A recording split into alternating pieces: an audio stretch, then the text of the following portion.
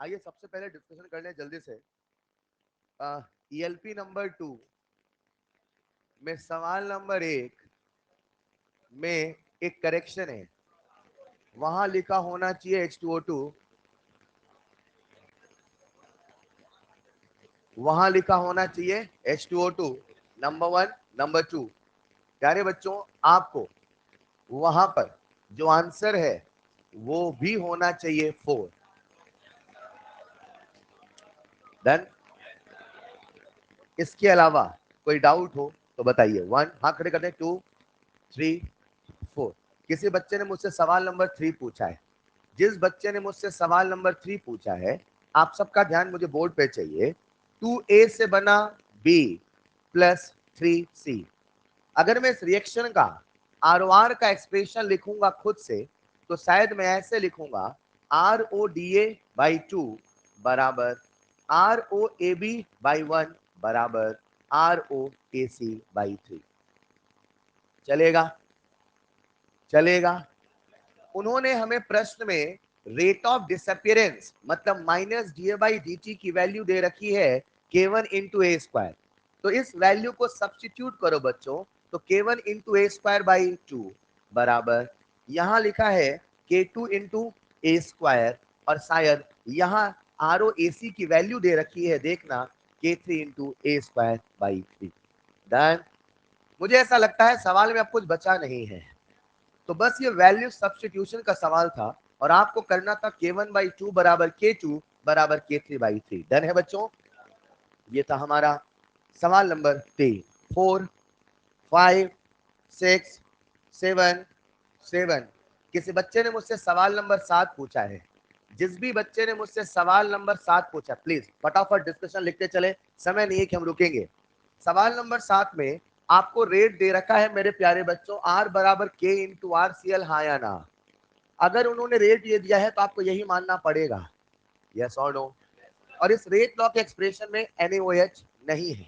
अगर इसमें NaOH नहीं है तो सवाल ये कहना चाहता है कि उस रिएक्शन की जो रफ्तार है वो सोडियम हाइड्रोक्साइड पे डिपेंड नहीं करती। बोलो हाँ या ना? यानी सोडियम हाइड्रोक्साइड को कुछ भी करो, रफ्तार में फर्क पड़ने वाला नहीं है। और ये सवाल जो आपसे पूछा है सवाल नंबर 7, तो आई होप अब आप कर लेंगे। पहला option doubled on doubling the concentration of NaOH, गलत। NaOH के बदलने से रफ्तार बदलने वाली। Half on reducing the concentration of RCl to 1 half, जी हाँ। हाँ, आप मुझसे कह सकते हो सर टेम्परेचर के बदलने से कैसे बदलता है, टेम्परेचर के बदलने से रफ्तार कैसे बदलती है, ये पूरा एक लेक्चर जाएगा, इसको डिटेल में पढ़ाऊंगा। अभी बताऊं तो एक आंसर समझाने वाली बात होगी, लेकिन जब ये टॉपिक है तो पूरा टॉपिक पढ़ेंगे, फिर आप टेम्परेचर का इफेक्ट समझिएगा। Is this clear? 7 8। किसी बच्चे ने मुझसे सवाल नंबर 8 पूछा है। हद करते हो यार, सवाल नंबर जो 8 आपका डाउट है कुछ नहीं। उसने क्या बोला है, किसी ने पूछा है, किसी ने पूछा है ROR 100 गुना है, कंसंट्रेशन रेट ऑफ रिएक्शन 100 गुना है, कंसंट्रेशन 10 गुना है, C की पावर n बराबर R, 10 की पावर n बराबर 100, 9 10 11 12। डन। एलपी नंबर 2 और क्या बोला था? नहीं 3 नहीं बोला था शायद, एक्सरसाइज 1 जो बोला था पहले वो है ना, एक्सरसाइज 1, ताकि आप रोज सवाल करते रहे, एक समय में कोई डाउट। ये तो ऐसा था कि हाँ सर हो गया बस, उधर है डाउट है बेटा। किसी बच्चे ने मुझसे एक्सरसाइज 1 में 1 हाथ खड़े कर दे, कॉमन डाउट होगा तो ही लूंगा। 2 3 4 4।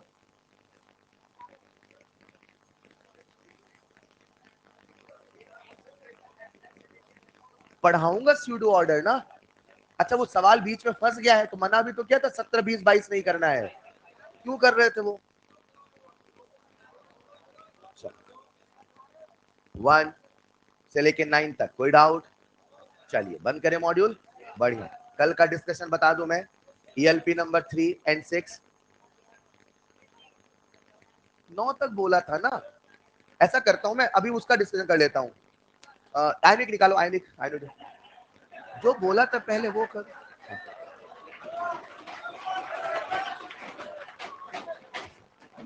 एक आध कोई डाउट है क्लास के बाद में? नेक्स्ट क्लास का डिस्कशन होगा किसका मॉड्यूल था? नेक्स्ट क्लास का डिस्कशन लिख लीजिएगा, बस बस बस। डिस्कशन का आपका होमवर्क होगा ELP नंबर 3 and 6 और एक्सरसाइज 1 अप टू 30।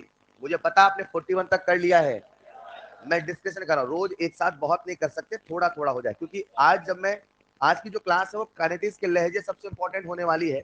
तो अगले 2 दिन तक होमवर्क नहीं मिलेगा, मतलब केवल रिवीजन रहेगा, तो इसलिए इसको खत्म कर लेना चलेगा। फिलहाल एक्सरसाइज 1 अप टू 30 ये डिस्कशन रहेगा। ELP नंबर 3 and 6 जरूर करना बच्चों, एक एक चीज डिस्कस करें। कर लिया, बहुत अच्छी बात, डिस्कशन कल रहेगा, ठीक। उसके बाद आज से आपको शॉर्ट नोट्स बनाना स्टार्ट कर देना है। होमवर्क लिख लीजिएगा, start prepare short notes of kinetics. आज से आपको काइनेटिक्स का शॉर्ट नोट्स बनाना शुरू कर देना है। क्या आप सबने इलेक्ट्रो का बनाया है? बहुत अच्छे, रिवाइज कर रहे हैं, चीजें धीरे धीरे निखर के आएंगी, करते चलिए। शुरू करें आज की क्लास। सबसे पहले आखिरी क्लास में एक सवाल दिया था। अच्छा, कोई डाउट हो आपके पूछ लो, फिर आगे बढ़ते। बोलो बेटा। हाँ प्लीज, हाँ बोलो, बोलो ना। क्लास के बाद भी पूछ सकते हो, पता मैं रुकता हूँ 8:45 तक, तो पूछ लेना ना। कहा शुरू कर लूं? आओ जरा, आपकी शुरू करूं। किसी बच्चे कोई पर्सनल डाउट हो क्लास के बाद पूछेगा, ठीक। क्लास में केवल कॉमन डाउट। शुरू करें क्या?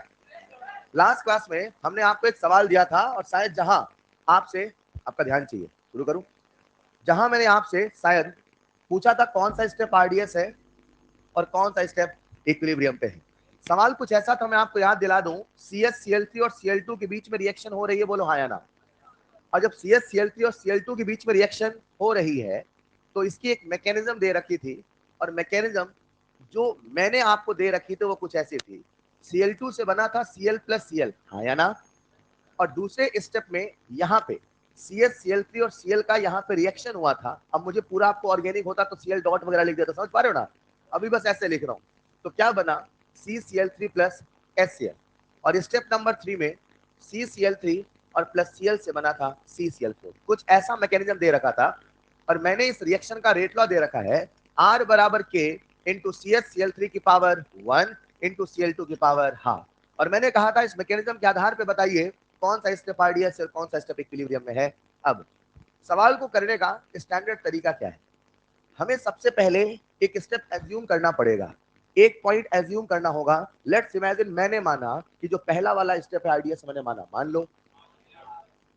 अगर पहला वाला स्टेप RDS होता, ये मेरा अजम्पशन है, मुझे नहीं पता ये सही होगा कि गलत होगा। अगर पहला वाला स्टेप अजम्पशन से RDS होता और मैंने रेट लॉ लिखा होता तो R बराबर K इंटू Cl2 की पावर 1, ऐसा ही तो लिखा होता, और मुझे इसे ही रेट लॉ मानना पड़ता क्योंकि Cl2 इंटरमीडिएट। लेकिन सवाल में जो रेट लॉ दे रखा, क्या वो ये है जो कि हमारे रेट लॉ से डिफरेंट है? यानी एक बात तो तय है, हमने जो माना वो गलत है। अब मुझे मेरे अजम्पशन को बदलना पड़ेगा, बोलो हाँ या ना। अब चलते हैं अजम्पशन नंबर 2 की तरफ। चले बच्चों, जब हम सेकंड को अजम्पशन में RDS मानते हैं, मानो इसे RDS, अभी मान रहे हैं, मुझे नहीं पता वो सही है कि गलत, मैं तो कुछ मान के रेट लॉ निकालूंगा, एक्सपेरिमेंटल से मैच कर जाएगा तो कह दूंगा मैंने जो माना वो सही है। डन। क्या इसे हमने RDS माना? क्या RDS से आप रेट लॉ लिख लोगे? बताओ बच्चों, कैसे लिखोगे? R बराबर K इंटू CH की पावर इंटू Cl की पावर। क्या ये इंटरमीडिएट है? इसे हटाना तो किसी फास्ट स्टेप का सहारा लेना। फास्ट स्टेप इसे मानू, इसे मानू। इतना सवाल करके आपको आइडिया लग गया, सर इसे मानने से फायदा नहीं होगा क्योंकि इसमें भी हमें इंटरमीडिएट मिलेगा। तो क्या मुझे इसे मानना पड़ेगा? अब मैंने पहले वाले स्टेप को फास्ट स्टेप माना, उसके जीवन में इक्विलिब्रियम माना, उसका इक्विलिब्रियम कांस्टेंट का मैंने एक्सप्रेशन लिख डाला, और जो एक्सप्रेशन आया वो कुछ ऐसा आया, दुनिया वालों बोलो हाँ या ना। क्या मैं यहाँ से Cl की वैल्यू निकाल लूंगा, और यहाँ से जो Cl की वैल्यू आएगी शायद वो कुछ ऐसी आएगी, K डैश इंटू Cl2 की पावर हाफ। मैंने बीच के 2-3 स्टेप उड़ा दिए, कोई दिक्कत तो नहीं। ये मानते हुए बच्चे ने कुछ घर जाके सवाल किए होंगे मैकेनिज्म के, तो समझ जाएगा, यह है ना बच्चों। चलो, क्या हमने Cl की वैल्यू निकाल ली? इस वैल्यू को यहाँ पे पुट कर दो। जब इस वैल्यू को यहाँ पे पुट करते हैं तो मेरे प्यारे बच्चों जो एक्सप्रेशन बन के आएगा वो कुछ ऐसा आएगा, CH की पावर 1, Cl की वैल्यू पुट कर रहा हूँ, K into K dash K double dash, constant की परवाह करनी जब तक सवाल परवाह नहीं करवाता तब तक नहीं करनी, जब सवाल परवाह करता है तो फिर करनी पड़ती है, हाँ या ना। बात हो गई थी। यहाँ लिख दूं मैं इंटू Cl की पावर, हाँ बोलो हाँ या ना। क्या यही रेट लॉ सवाल में दे रखा था? और हमने जो सोचा उससे भी रेट लॉ यही आया, मतलब हमने जो सोचा वो सही सोचा, हमारे अजम्पशन सही है। हमने किसे आरडीएस माना 2 को, हमने किसे इक्विलिब्रियम माना फर्स्ट को। यही तो पूछा था, कौन सा स्टेप आरडीएस है, कौन सा स्टेप इक्विलिब्रियम पे है। डन है, लिख लीजिएगा सॉल्यूशन।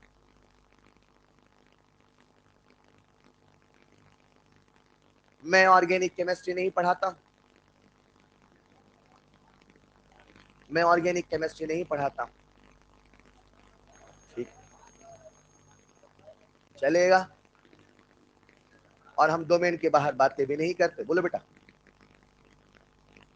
बहुत बढ़िया। एक बच्चा मुझसे कहता है अगर किसी प्रश्न में हमसे मॉलिक्यूलरिटी पूछता, आ जाओ जरा पहले मुझे बताओ, ये सब समझ गया ना। अब एक नया सवाल यहाँ पे जन्म ले रहा, सर अगर हमसे मॉलिक्यूलरिटी पूछता तो हम क्या करते? रुको जरा, अभी लिख लेना। ये रिएक्शन कॉम्प्लेक्स है कि एलिमेंट्री? तो मॉलिक्यूलरिटी का जवाब क्या होगा? आंसर तो मीनिंगलेस ही होगा। लेकिन अगर सवाल हमें मजबूर कर दे, रुकिएगा रुकिएगा, लेकिन अगर सवाल हमें मजबूर, तो अब जो आइडियस वाले स्टेप की मॉलिक्यूलरिटी है वही मॉलिक्यूलरिटी मान लिया, मगर एक शर्त है, रिएक्टेंट साइड में इंटरमीडिएट नहीं होना। आज तो भयंकर अनहोनी है, एक तो कॉम्प्लेक्स की मॉलिक्यूलरिटी पूछ रहे हो, उसमें भी हमें मजबूर कर रहे हो, और इसमें भी इतना मजबूर कर रहे हो कि जिसमें इंटरमीडिएट है वो बता रहे हो। अब तो नहीं बताएंगे, समझे? नहीं समझे? सवाल कैसा जाएगा? बोनस। मतलब एग्जाम में सवाल बनाने वाला भी थोड़ा पढ़ा लिखा होता है। आप तो है ही टैलेंटेड, वो भी थोड़ा बहुत समझदार होता है, वो एनटीए वाले जो पेपर बनाते हैं। लिख लिया होगा बेटा, यानी है ऐसे सिचुएशन नहीं आते, निश्चिंत रहो। अगर वो ऑप्शन फ्रेम करता है तो उसके हिसाब से सवाल बनाए जाते हैं। कल जब मैं एलपी नंबर 6 डिस्कस करूंगा, सवाल नंबर 24 में थोड़ा ज्यादा डिस्कशन करूंगा, इस बात को थोड़ा और समझाऊंगा। सबने लिख लिया होगा। आज यहाँ से अब हम काइनेटिक्स के एक नए सफर की ओर बढ़ रहे हैं, और जो अगला सफर है वो बहुत इंपॉर्टेंट है। मैं जो अभी अगले कुछ देर तक सिखाऊंगा वो अगले 2 से 3 लेक्चर कंट्रोल करेंगे। हमारा जो काइनेटिक्स है वो पूरे 2 हिस्सों में डिवाइड है, एक थ्योरेटिकल है और दूसरा न्यूमेरिकल है।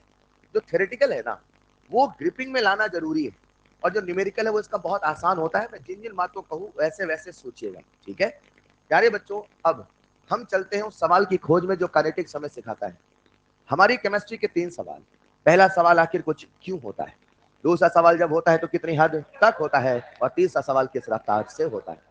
किस रफ्तार से होता है समझने के लिए हमने रफ्तार तो पढ़ डाला, लेकिन अभी भी हमें उस सवाल का जवाब नहीं मिला, आखिर कितने समय में कितना रिएक्टेंट खत्म होगा, कितने समय में कितना प्रोडक्ट बनेगा।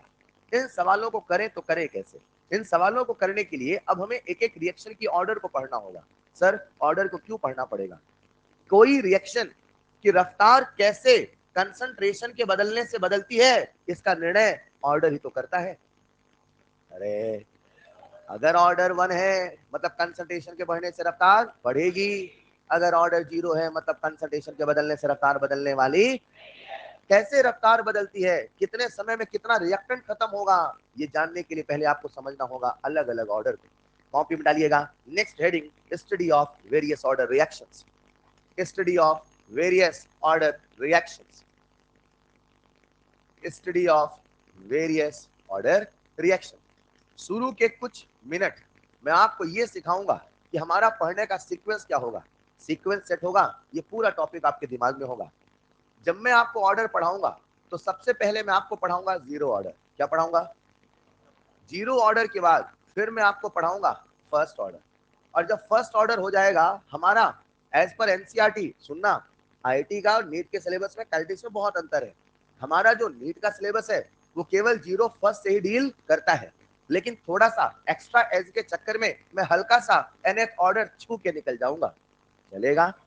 मतलब सबसे पहले क्या पढ़ाऊंगा? Zero order. फिर क्या पढ़ाऊंगा? First order.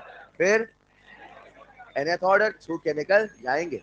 जब nth ऑर्डर आएगा उसी में सेकंड थर्ड सारा ऑर्डर समाएगा, चलेगा। जब ये सारा ऑर्डर आप पढ़ लोगे, परिपक्व हो जाओगे, तो मैं आपको पढ़ाऊंगा नकली ऑर्डर। क्या पढ़ाऊंगा? कैसे कोई नकली हो जाता है, सब कुछ जीवन में अच्छा चलता रहता है, कैसे कोई नकली हो जाता है वो सीखेंगे सबसे आखिरी में, चलेगा।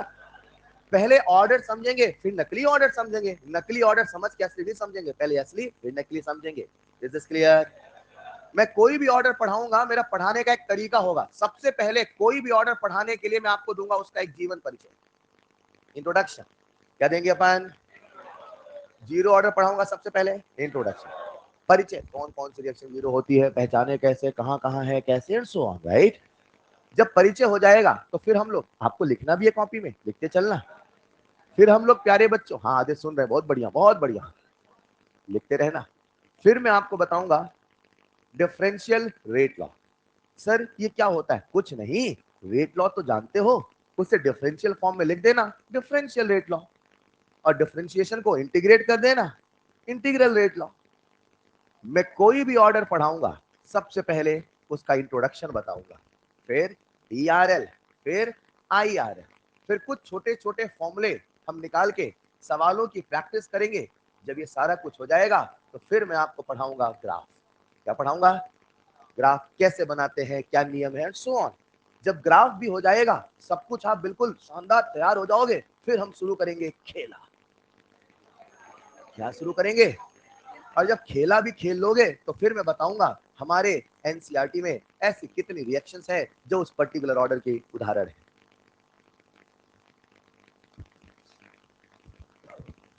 जो उस पर्टिकुलर रिएक्शन के, जो उस पर्टिकुलर ऑर्डर के एग्जांपल है। एक बच्चा मुझसे कह रहा है ऑनलाइन में सर टेस्ट कब से स्टार्ट होगा? होगा बेटा। एक गाना सुना था, आशाएं, सुना था? सुनिए बेटा, सुना करिए गाना। हाँ आइए जरा प्यारे बच्चों, हमें आप सबका ध्यान चाहिए। आइए जरा देखो, जब हम पढ़ेंगे जीरो ऑर्डर, सबसे पहले इंट्रो, उसके बाद DRL, IRL, फॉर्मूला, देन फिर पढ़ेंगे फर्स्ट ऑर्डर, देन आप समझ जाओगे अच्छा ये हो गया, अब ये होने वाला है, हाँ या ना। फिर छूने चलेंगे ना ऑर्डर, सबसे पहले देन पढ़ना शुरू करें। अब हम जो पढ़ने वाले हैं उसके पहले कुछ छोटी छोटी बेसिक बातें हमें समझ में आनी चाहिए। लिख लो इसे, लिखिएगा सम बेसिक कंसेप्ट। ये बेसिक कंसेप्ट ऐसे कंसेप्ट होंगे जैसे जब आप फिजिक्स पढ़ना शुरू करते हैं तो पढ़ते हैं सम बेसिक मैथमेटिक्स, है ना, मतलब कुछ बेसिक मैथमेटिकल टूल। तो मैं काइनेटिक्स के पहले किन छोटी छोटी बातों का हमें ध्यान रखना पहले वो बताऊंगा। और इसीलिए मैंने कहा ये लेक्चर अगले कई लेक्चर कंट्रोल करेगा। क्यों? क्योंकि आगे चल के हम केवल सिंबॉलिक बातें करेंगे, उस समय उन सिंबल्स का मतलब हमें समझ में आना चाहिए जो मैं अभी बताने वाला हूँ। Is this clear? प्यारे बच्चों, सबसे पहले समझो हमारा सिलेबस क्या है, तो लिखना सम बेसिक कंसेप्ट। कुछ बेसिक कंसेप्ट काइनेटिक्स पढ़ने के पहले, उसमें जो सबसे पहला बेसिक कंसेप्ट है वो ये बच्चा समझे कि हमारा सिलेबस क्या है। बच्चे काइनेटिक्स तो पढ़ ही लेते हैं, समझ ही नहीं पाते सिलेबस क्या था। खैर, सबसे पहले समझो हमारा सिलेबस क्या है। मैं जब आपको काइनेटिक्स पढ़ाऊंगा, जीरो फर्स्ट सेकंड nth कुछ भी पढ़ाऊंगा, हमेशा हमारी जो रिएक्शन होगी वो होगी ए से बना बी। क्या होगी? यही जीरो ऑर्डर में होगी, यही फर्स्ट में होगी, यही सेकंड में होगी, यही nth में होगी। हेलो, हमारा सिलेबस केवल केवल सिंगल रिएक्टेंट का है, केवल केवल सिंगल। जब मैं फॉर्मूले बताऊंगा, जब मैं कंसेप्ट बताऊंगा, वो केवल सिंगल रिएक्टेंट में अप्लाई होंगे, क्योंकि हमारा नेट का सिलेबस ऐसा है। हाँ, उदाहरण बताते समय कुछ भी बता दिया चलेगा, लेकिन जो मैथमेटिकल न्यूमेरिकल है वो केवल सिंगल रिएक्टेंट के होंगे, याद रखिएगा। Is this clear? सरल भाषा में हमारा सिलेबस A+B से बना C। क्या इस रिएक्शन का भी अपना ऑर्डर होगा? होगा। ये रिएक्शन एलिमेंट्री भी हो सकता, कॉम्प्लेक्स भी हो सकता है, इसका ऑर्डर 0 1 कुछ भी हो सकता, लेकिन ये हमारा सिलेबस मैथमेटिकल पार्ट में चलेगा। मैं आपके सामने लिख दूं A+2B से बना C, क्या इसका ऑर्डर नहीं हो सकता? हो सकता है, लेकिन ये हमारा सिलेबस। हाँ, रिएक्टेंट सिंगल होना, लेकिन मैं आपके सामने लिख दूं A से बना 2B, ये हमारा सिलेबस है। मैं आपके सामने लिख दूं A से बना 3B, ये हमारा सिलेबस है। मतलब मैं आपको जो फॉर्मूले बताऊंगा, मैं आपको जो कंसेप्ट बताऊंगा, मैं आपको जो लॉजिक बताऊंगा, वो केवल यहीं तक सीमित है या वो यहां यहां चलेंगे, लेकिन यहां चलने वाले नहीं है। डन। सरल भाषा में लिखिएगा बेसिक कंसेप्ट नंबर 1। पहले बच्चा जाने हमारा सिलेबस क्या है, तो लिख देना यही हमारा सिलेबस। ये जो आपके सामने है, हम केवल इसी बाउंड्री में रह के खेलेंगे, चलेगा? और जब सारा खेल हो जाएगा तो लास्ट में थोड़ा सा एक्स्ट्रा इसके लिए कुछ नए केस बता दूंगा, मगर वो हल्का हल्का थोड़ा थोड़ा। डिटेल में जो पढ़ेंगे, डेप्थ में, जीरो ऑर्डर फर्स्ट ऑर्डर इसी बाउंड्री में रह के पढ़ेंगे। रिएक्शन ए से बना भी हो सकता है, ए से बना 2b 3b nb हो सकता है, लेकिन रिएक्टेड एक से ज्यादा होने वाला नहीं है। This is clear? ये आपको आगे ट्रिक्स को याद करने में हेल्प करेगा। Basic concept number 1। इस चैप्टर को पढ़ते समय, इस टॉपिक को पढ़ते समय बेसिक कंसेप्ट नंबर 2 की ओर चलते चले। देखो जल्दी से, देख लिया? आइए चलते हैं बेसिक कंसेप्ट नंबर 2 की तरफ। चले बच्चों, मैं जब भी आपके सामने कोई रिएक्शन लिखूं, आ जाओ सब लोग। मैंने आपके सामने रिएक्शन लिखा 2a से बनना भी, बताओ ये हमारा सिलेबस है कि नहीं है? यही तो दिक्कत है, बच्चा सिलेबस नहीं पहचान पाता, अभी भी कह रहे है अरे लाला यहां देखो मैंने क्या लिखा था, सिंगल रिएक्टेंट और स्टोइशियोमेट्री भी 1 होना। प्रोडक्ट की स्टोइशियोमेट्री कुछ भी बदलो, रिएक्टेंट का नहीं बदलना है, चलेगा? तो हमारा सिलेबस 2a से बना भी वो नहीं है। क्या हमारा सिलेबस a से बना भी है? अब मान लो रिएक्शन है, मान लिया, क्या t बराबर 0 पे इसका अपना कुछ कंसंट्रेशन होगा? t बराबर 0 पे मान लो इसका कंसंट्रेशन है ए नॉट। क्या है? इसे कभी मैं ए नॉट कहूंगा तो इसे कभी मैं ए भी कहूंगा, इसे कभी मैं, तो इसे कभी मैं ए भी कहूंगा, चलेगा? रुको जरा, अगर मैं आपसे कहूं ए नॉट, क्या बोलूं? तो बच्चा क्या सोचेगा, ए नॉट क्या है? ए नॉट का मतलब है इनिशियल कंसंट्रेशन। क्या मतलब है? लेकिन हम लोग इस चैप्टर को पढ़ते समय कभी भी इनिशियल कंसंट्रेशन ना बोलेंगे ना सोचेंगे, हम लोग बोलेंगे लिया हुआ। क्या बोलेंगे? चलेगा? आइए, जैसे जैसे समय बीतता जाएगा, जैसे जैसे समय बीतता, इससे कुछ घटेगा कि बढ़ेगा? रिएक्टेंट घटता है, प्रोडक्ट बढ़ता है, हाँ या ना? कितना लेके चले थे? ए में से कुछ चला जाएगा, जाने का आने का तरीका समझ में आता है? पहले लिख दो x, पहले लिख दो x माइनस प्लस स्टोइशियोमेट्री चिपका दो। बोलो what is the best part? Stoichiometry केवल प्रोडक्ट की बदलेगी, रिएक्टेंट की बदलने वाली। डन। मैंने लिखा ए का मतलब लिया हुआ, कुछ लेके चल रहे तो उसमें से कुछ चला गया। ये जो x है इसे क्या बोलोगे? गया हुआ ना, इसे बोलेंगे खत्म हुआ। क्या बोलेंगे? खत्म रिएक्टेंट होता है कि प्रोडक्ट? रिएक्टेंट।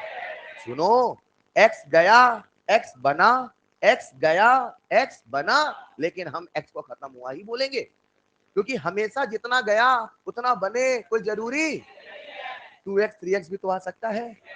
इसीलिए याद रखना, सर ने कहा था इसका मतलब है खत्म। इस सोच को पहले लाओ, बाकी सारी चीजें दिमाग में आ जाएंगी, चलेगा? चलो 10 लेके चले थे मान लो, 2 चले गए मान लो, कितना लेके चले थे? कितने गए? कितने बचे? 8। ये है कि ये है पूरा? तो ये जो पूरा है इसे हम बोलेंगे एटी। क्या बोलेंगे? तो एटी को कभी मैं कह दूं a माइनस एक्स। अब थोड़ा सोचो एटी क्या है? कुछ कहते हैं फाइनल कंसंट्रेशन, रॉन्ग। कुछ कहते हैं concentration after time T, wrong. बोलना सही है लेकिन उसे सवाल नहीं बनेंगे, देख लेना।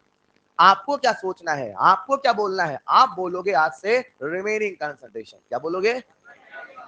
अब जब सब हिंदी में बोल रहे हैं तो इसे भी हिंदी में बोल रहे हैं, क्या बोलेंगे? बचा है। चलेगा? तो बच्चे को याद रखना है, लिया हुआ, खत्म हुआ, बचा हुआ। कोई दिक्कत? बस बस बस, लिखो लिखो। अच्छा, एक बात और, what was the initial concentration? A. Final concentration A minus A. तो मेरे प्यारे बच्चों, क्या आप सब रफ्तार निकाल लोगे? ए रफ्तार पढ़ाया क्या? रिएक्शन का रफ्तार पढ़ाया कि रिएक्टेंट का? रिएक्टेंट का भी, प्रोडक्ट का भी, रिएक्शन का भी। बोलो ना यार, क्या बच्चा बच्चा मुझे आरओडीए बता देगा? क्या रेट के फॉर्मूले याद है? Delta N by delta T, delta C by delta T, delta P by, क्या ये कंसंट्रेशन है बच्चों? ये रिएक्टेंट है कि प्रोडक्ट? वो कुछ माइनस प्लस याद है? माइनस साइन लगाते हैं माइनस बनाने के लिए, माइनस साइन लगाते हैं प्लस बनाने के लिए। भूल गए क्या? लेकिन आप तो माइनस प्लस से ऊपर उठ चुके हो सर। हम तो ये ड्रामे से ऊपर है सर, जो भी आंसर आएगा वो अपने मन से प्लस कर देते हैं, हाँ या ना? चलो ध्यान से आओ। तो मैं जब भी कभी लिखूं आरओडी तो उसे कैसे लिखूंगा जरा एक बार देख लेना, चलो बोर्ड पे देख लो। इससे मैं ऐसे लिखूंगा, देखना, minus final concentration A minus H minus A upon T, T minus zero, T ना, ए से कट गया, माइनस माइनस प्लस हो गया, क्या लिखूं बोलो? तो जब भी मैं लिख दूं एक्स बाई टी, जब भी मैं लिख दूं, बच्चा समझ जाए यही है आर ओ डी ए। क्या है ये? इसको सेट करो, खत्म हुआ, बचा हुआ, लिया हुआ, R O D A set हुआ। सबसे पहले लिया हुआ आर ओ डी ए, हम ऐसे ही सोचेंगे ऐसे ही पढ़ेंगे, चलेगा? देखो जल्दी से, कितने बेसिक कंसेप्ट हो गए? 2।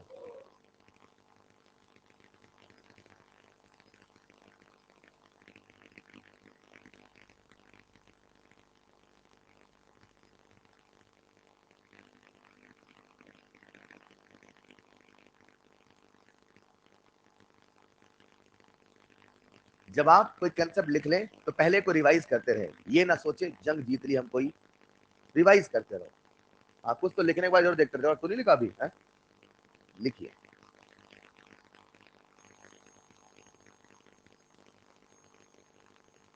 आओ चलते हैं बेसिक कंसेप्ट नंबर 3 की तरफ। चले बच्चों, हम जो पढ़ने वाले हैं उसके पहले की कुछ तैयारी चल रही है,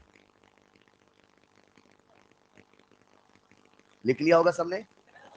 थोड़ा जल्दी जल्दी लिखो, अच्छे से पढ़ोगे जल्दी फ्री कर दूंगा आपको।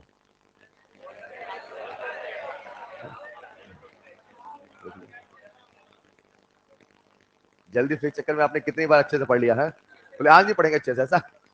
जल्दी फ्री हो गए हैं, वाह रे लाला।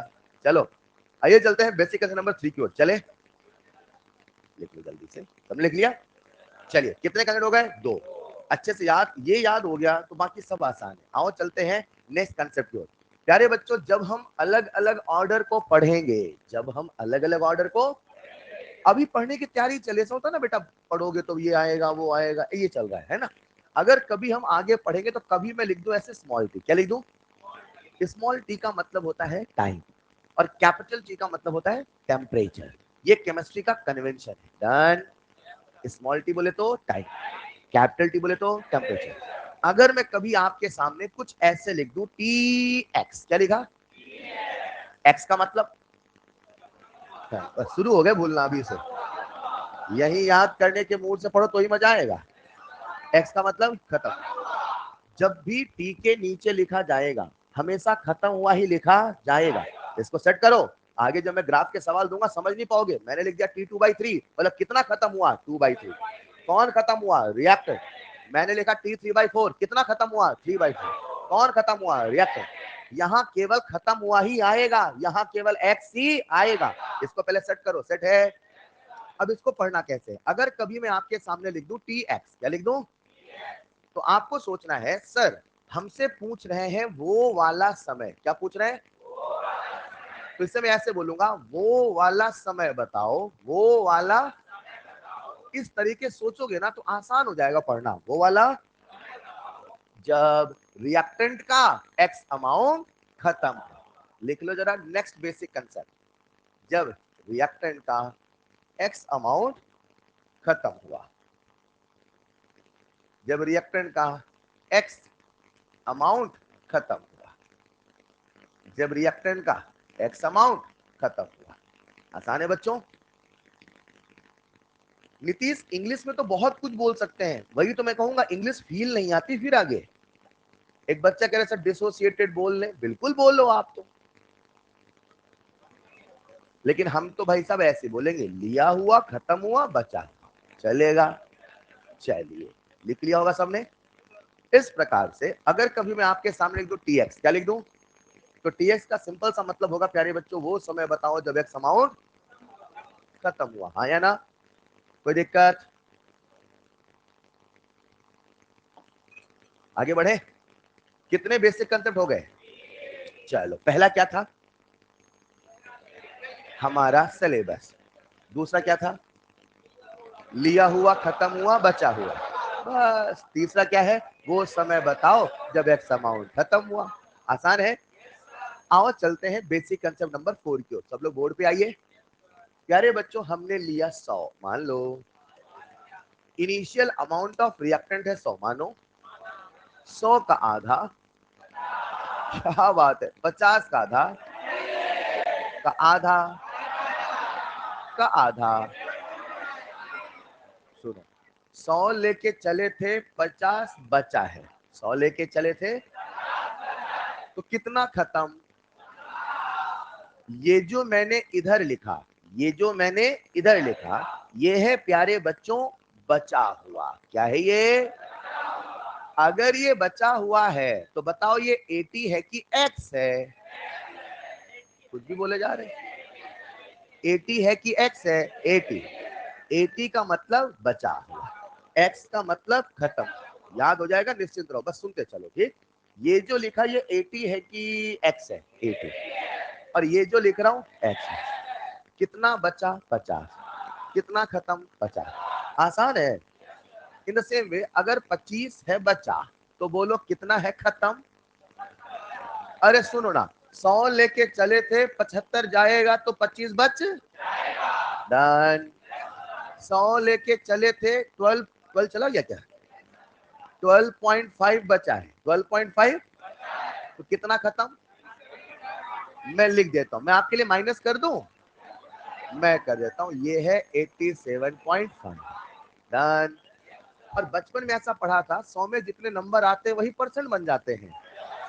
100 में एक बच्चे क्या है? 20 नंबर, 20%। 33 नंबर, 33% है ना।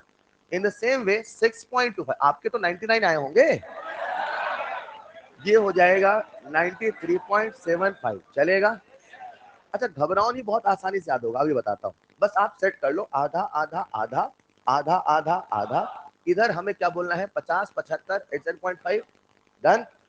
अब सुनो, इसी को मैं ऐसे करके ऐसे कर देता हूँ। जहां 100 था उसे मैंने बोला 1। क्या बोला? मान लो। और अगर 1 माना तो ए नॉट भी तो मान सकता हूं।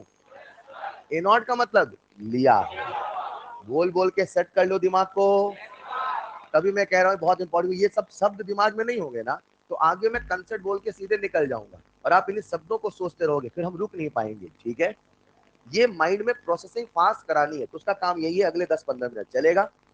मैंने आपके सामने लिखा ए नॉट। ए नॉट का मतलब लिया। अब आधा आधा बोलना है, बोल लोगे? आधा आधा आधा आधा। अरे आधा करके बोलो, आधा आधा बोल रहे हो आप। 1/8 का आधा, 1/6, आधा आधा बोल रहे हो, चलेगा? आधा आधा आधा आधा। अब थोड़ा दिमाग लगाना। 1/2, 1/2 की पावर 2, 1/2 की पावर 3, 1/2 की पावर 4। चलेगा? एक मिनट, ये जो मैंने ऐसे लिखा ये है बचा, 80 की x, 80। और ये जो ऊपर लिखा ये है ए नॉट। इधर आओ जरा, ए नॉट का आधा, ए नॉट। ऐसा लगेगा सर नंबर वही है, बस A not A not A not लिख दिया। आसान है। आ जाओ जरा, A0/2 का आधा, आधा आधा, ये है बचा हुआ, ये है। क्या आप मुझे खत्म हुआ बता दोगे? आओ प्रैक्टिस कर ले, रुकना। इधर लिखूं खत्म हुआ, इधर लिख, पहली बार इधर लिखूं खत्म हुआ, इधर लिखूं खत्म हुआ, इधर लिखूं खत्म। डन। और ये लिखा, डन। अब सुनना, आधा बचा तो आधा खत्म, 1/4 बचा। अच्छा, अगर 1/4 है तो वो जो भी वो 3/4 है। 4 से छोटा 3, 8 से छोटा 7, 16 से छोटा 15, 32 से छोटा, वहां तक गए नहीं। अगर जाते तो सुनना, 1/4 बच्चा है तो 3/4, 1/8 बच्चा है तो 7/8, 1/16 बच्चा है तो 15/16, उल्टा उल्टा 15/16 बच्चा है तो 1/16 खत्म है। अरे फिर सुना, 1/8 खत्म है तो 7/8 बचा है। 7/8 खत्म है तो 1/8 बचा है। 15/16 खत्म है तो 1/16 बचा है। 1/16 खत्म है तो 15/16 बचा है। आसान है।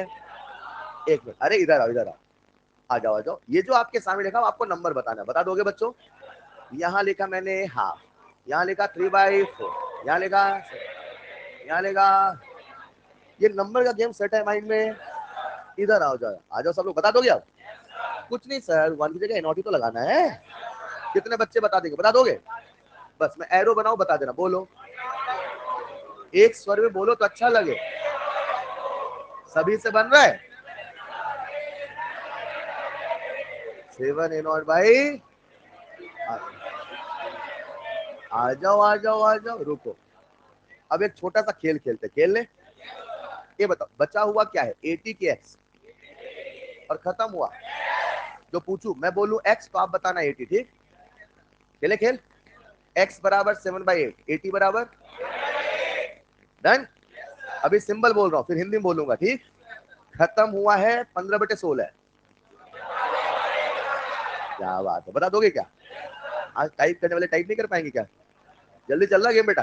ठीक है, चलिए, कोई दिक्कत नहीं। आप भाई घर में चिल्लाते रहो, है ना? आज घर वालों को बताओ आप भी पढ़ते हो। चलिए, x बराबर है 7/8, x बराबर है तो 80 बराबर। बस अब सवाल सुनना, ठीक?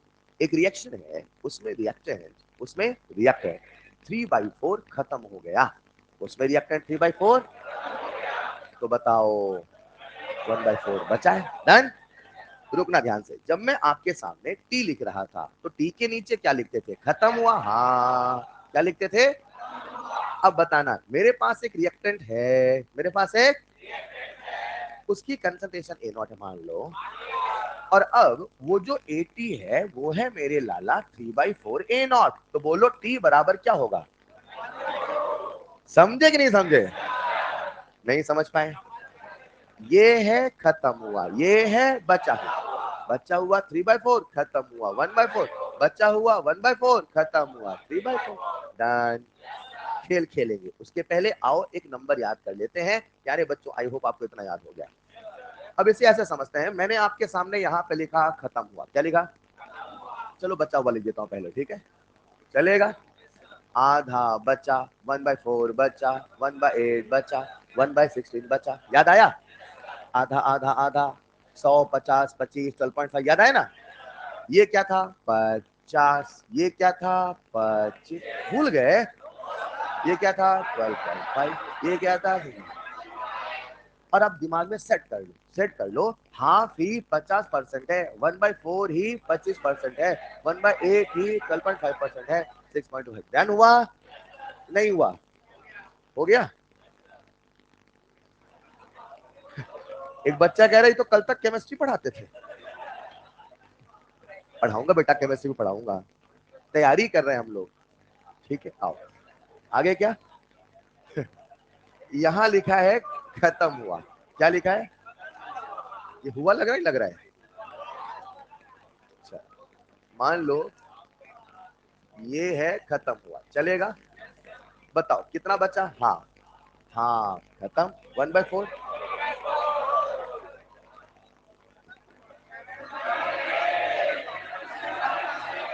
अगर ये वाला पता तो वाला याद है कितना था? बस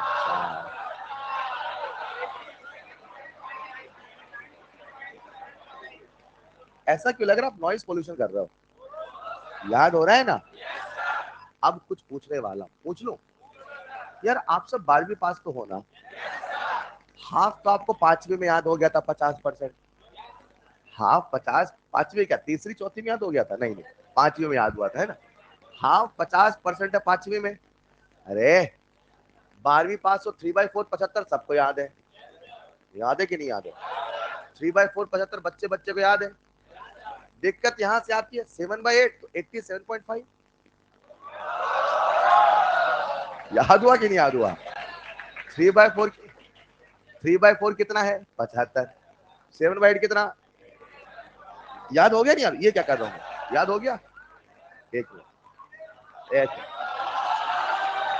अब अरे रुको तो सही, अगर कोई बच्चा ये नहीं याद कर पाए अगर 87.5 है तो वो कितना परसेंट है, एक बार बस कॉपी में 100 में माइनस कर लो। अगर किसी को नहीं याद होता है एक बार कर तो लो, आधे तो माइनस भी गलत करते हैं। आप बता रहे हो आपको याद है, जिस बच्चे को नहीं याद वो माइनस करे, यहाँ लगाए डेसिमल करे, एक बार कर लो, एक बार देखना आपको याद हो जाएगा। फिलहाल हमारा जो नीट है ना वो यहीं तक खेलता है, यहीं तक। हम थोड़ा आपको यहाँ तक खिलाएंगे फॉर एक्स्ट्रा एज, चलेगा? लेकिन यहाँ तक खेल लिया तो भी काम चलेगा।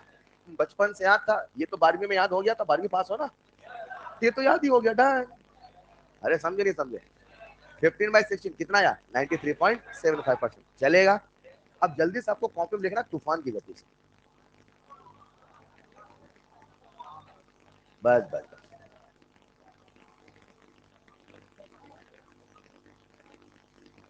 आप सब जब कॉपी में लिखे ना कोशिश करें 2-2 टेबल या 3 टेबल साथ में आ जाए। मैं व्हाइट बोर्ड में लिखता था, साथ ही सब लिखता था, और यहाँ पे स्लाइड बदलना पड़ा क्योंकि वो फॉन्ट साइज बड़ा रखना था। है, लिख लो जल्दी से। क्या कह रहा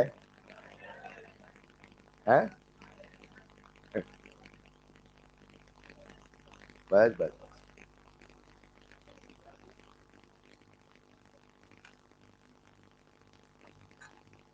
यादें यादें रह जाती। लिखो, लिख लो भाई साहब।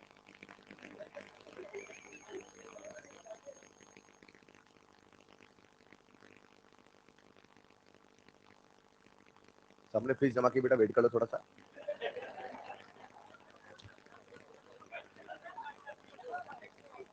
लिख लिया होगा सबने? चलिए, तो अब इसमें गेम कैसे शुरू होगा अभी बताता हूँ। मैं एक एक पॉइंट को कवर करते चलूंगा, एनसीईआरटी के सुनते चलिएगा। थोड़ा थोड़ा थ्योरी, थोड़ा थोड़ा मैथमेटिकल होगा, लेकिन लिसन केयरफुली, ठीक? इस एटीट्यूड से बैठे सब कुछ यही याद करना है, घर जाके पढ़ना नहीं है। नीट 2016 में एक बड़ा प्यारा सवाल आया था, वो सवाल किस पॉइंट को टच कर रहा था? चलते हैं धीरे धीरे, लिख लिया होगा सबने? नेक्स्ट स्लाइड लिखो जल्दी से। कोशिश करो बिना देखे लिखने की कोशिश करो। 1 हाफ हाफ हाफ, फिर उसका फ्रैक्शन लिखो।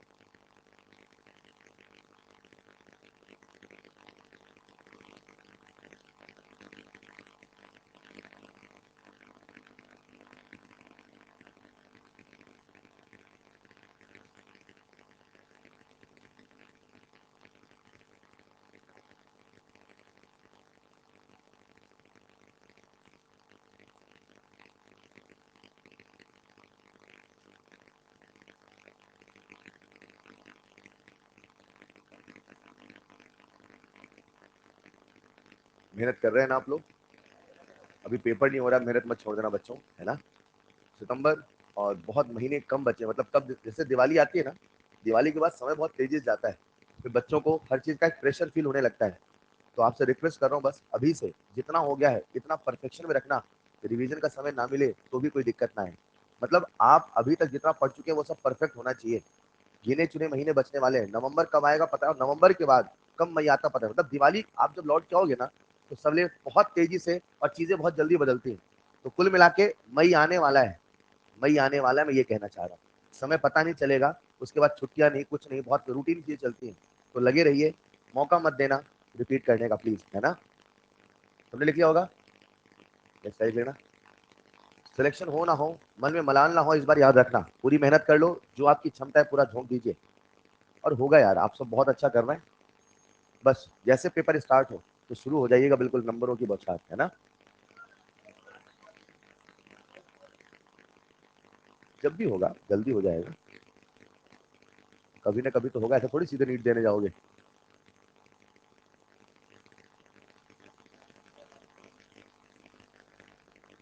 चलिए, तो प्यारे बच्चों अभी मैंने आपको बेसिक कंसेप्ट 4 बताए। सबसे पहला बेसिक कंसेप्ट प्यारे बच्चों, अगर आपको याद हो तो मैंने कहा हमारा सिलेबस क्या है, ये जरूरी है क्योंकि जब मैं आगे ट्रिक्स फॉर्मूले सब बताऊंगा ना, फिर आप सोचोगे सर वहां ऐसा नहीं। अपने बाउंड्री में खेलो तो डाउट ही नहीं आएगा। हमारा केस क्या है, क्लियर कट है भाई, सब सिंगल रिएक्टेड होना चाहिए। प्रोडक्ट की स्टोइकियोमेट्री कुछ भी हो, कोई दिक्कत नहीं है। नंबर 1। नंबर 2, अगर कभी आपसे पूछे ए नॉट क्या है, एक्स क्या है, एटी क्या है, वैसे ही सोचना है। कैसे काम करेगा अभी बताता हूँ। नंबर 3, टी एक्स का मतलब क्या है? एक्स हमेशा खत्म हुआ को बताएगा, और टी के नीचे जो आता है हमेशा खत्म हुआ। कोई कंफ्यूजन का सवाल ही नहीं है, बिल्कुल बेसिक से लेके चल रहा हूँ, चलेगा? टी के नीचे जो लिखा है वो मतलब हमें बता रहा है कितना खत्म हुआ है। ऑलराइट, उसके बाद बेसिक क्वेश्चन नंबर 4, कुछ नंबर हमें याद होने चाहिए, नंबर, परसेंटेज, फ्रैक्शन, परसेंटेज। चलेगा बच्चों? आओ पढ़ना शुरू करते हैं, एक ऑर्डर को शुरू करें क्या? कॉपी में सुनहरे अक्षरों से हेडिंग डालिएगा। अच्छा ये नहीं लिखा क्या अभी? लिखो लिखो जल्दी से लिखो। हाँ अगर आप हो सके तो यहां लिख देना 80 और यहां लिख देना x। बस याद रखना कभी कभी सवाल घुमाएगा, और ऐसा भी सवाल आया है AIPMT 2015 में लूंगा क्लास में सवाल, जब उन्होंने x को प्रोडक्ट से आपको घुमाने की कोशिश करी है। x का मतलब है खत्म हुआ, याद रखिएगा, खत्म हुआ। हम प्रोडक्ट नहीं सोचेंगे। कैसे सोचना, क्या सोचना बताता हूं। अपने को हमेशा रिएक्टेंट ही सोचना है।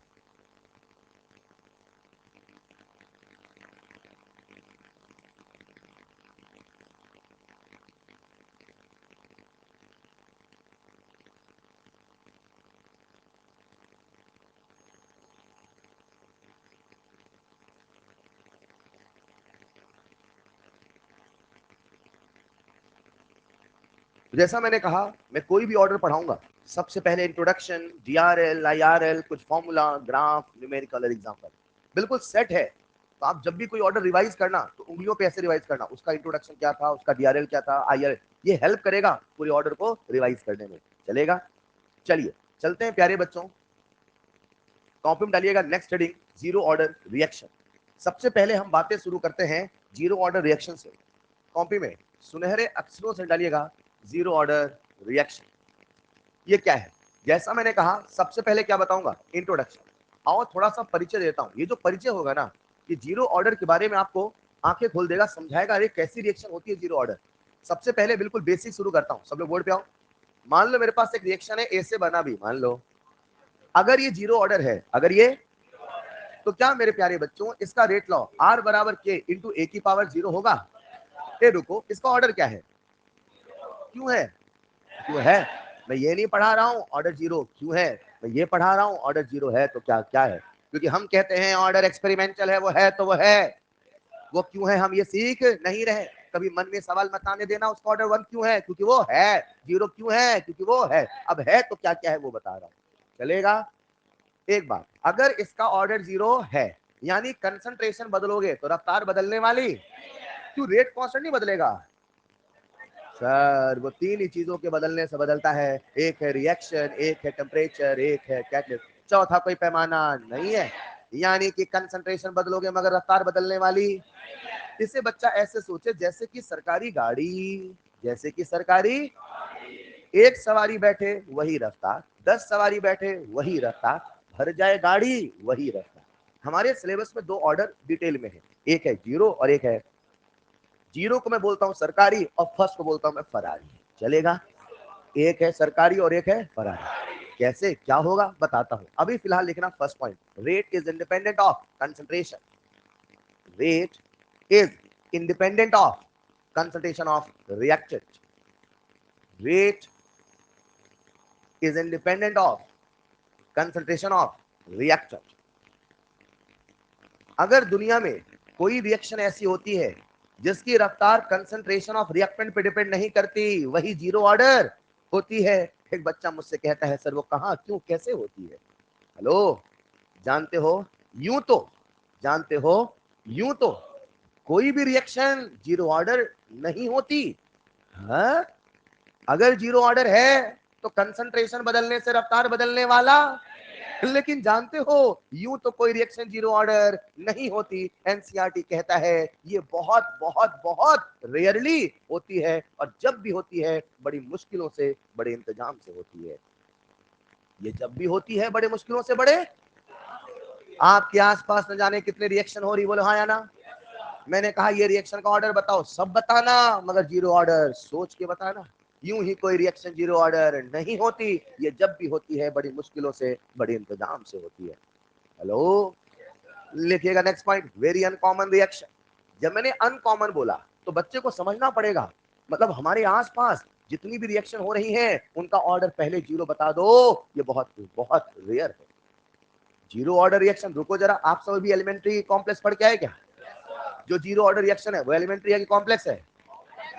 क्योंकि जीरो ऑर्डर रिएक्शन कभी एलिमेंट्री होने वाली, और अगर वो कॉम्प्लेक्स उसकी मैकेनिज्म होगी, और मैकेनिज्म होगा कोई ना कोई स्टेप होगा, हाँ या ना। यार जीरो ऑर्डर रिएक्शन नाम जीरो है, सबसे घटिया सिंपल नंबर है, लेकिन है बहुत कॉम्प्लेक्स। यूं तो कोई रिएक्शन जीरो ऑर्डर, वो जब भी होती है बड़ी मुश्किलों से बड़े इंतजाम से होती है। लिखिएगा next point, occurs under some special condition, occurs under some special condition. ये जब भी होती है बड़ी मुश्किलों से बड़े इंतजाम से होती है, यूं ही कोई रिएक्शन जीरो ऑर्डर नहीं होती है। एक बच्चा मेरी बातों को ध्यान से सुन रहा था, वो कहता है हाँ चलो मान लिया। क्या कहता है? हाँ चलो मान लिया, ये बड़ी मुश्किलों से होती है, बड़े इंतजाम से होती है, मगर बताओ तो सही ऐसी कौन है जो जीरो ऑर्डर होती है? एनसीईआरटी कहता है। कौन कहता है? कुछ रिएक्शन जो मेटल के सरफेस पे होती हैं, कुछ रिएक्शन जो मेटल के, मैंने नहीं कहा हर रिएक्शन जो मेटल के सरफेस पे होती है, मैंने क्या बोला? कुछ रिएक्शन जो मेटल के, हेलो, और कुछ रिएक्शन जो एंजाइम के प्रेजेंस में होती हैं। हाँ प्यारे बच्चों, हाँ प्यारे बच्चों, ये कभी कभी जीरो ऑर्डर होती है। यूं तो कोई रिएक्शन जीरो ऑर्डर, वो जब भी होती है बड़ी मुश्किलों से बड़े। किसी ने मुझसे उदाहरण पूछा फिर भी बताओ वो क्या होती है, तो मैंने कहा ऐसा तो कोई जरूरी नहीं वो कहाँ होती है, लेकिन फिर भी जो मेटल के सरफेस पे या एंजाइम कैटलाइज के प्रेजेंस में होती है, ऐसा पाया गया, उसका ऑर्डर जीरो। लेकिन दुनिया में हर रिएक्शन जो मेटल के सरफेस पे हो जीरो ऑर्डर कोई जरूरी? हर रिएक्शन जिसको एंजाइम कैटलाइज करे वो जीरो ऑर्डर कोई जरूरी? मैंने एक वर्ड बोला है सम, सम चलेगा क्या? लिखिएगा next point, some reactions occurring on the metal surfaces, some reactions occurring on the metal surfaces and some enzyme catalyzed reaction and some enzyme catalyzed reactions। गौर करना, मैंने ऑलवेज नहीं बोला, ऑल नहीं बोला, सम बोला है।